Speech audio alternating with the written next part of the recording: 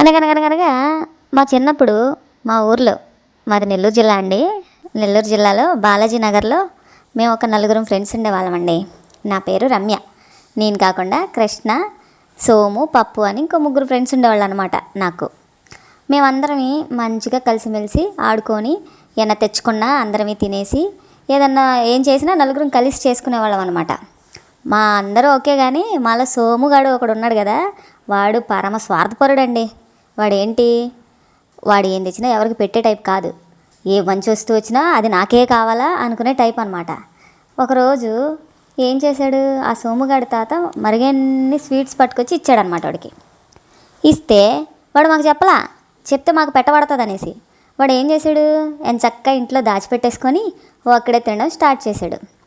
ఆ పక్క రోజు, అంతకుముందు ఆ తర్వాత రోజు మేము వెళ్ళాం, నార్మల్గా వాడిని కలవడానికి వెళ్తే మమ్మల్ని కలవడం లేదు, మమ్మల్ని కలవడానికి రావట్లేదు.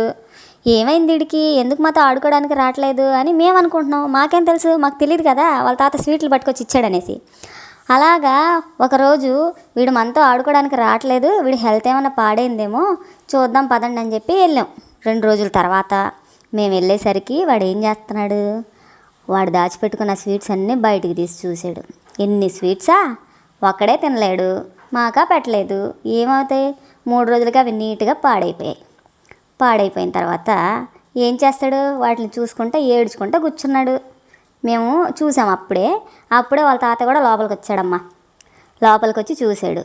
ఏమిరా సోము, నువ్వు తినవలేదు, వాళ్ళకి పెట్టలేదు, అనవసరంగా వృధాగా పాడు చేసినావు కదరా స్వీట్స్, శుభ్రంగా వాళ్ళు కూడా పంచుకొని తినుంటే ఎవరో ఒకరు తిన్నోళ్ళన్నా అయి ఉండేవాళ్ళు కదా అని గట్టిగా వేసుకున్నాడు వాడికి.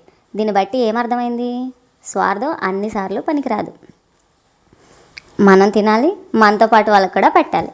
ఈరోజు కథ అయితే ఇదే. ఎలా ఉందో కామెంట్ చేయండి, సరేనా? Thank you.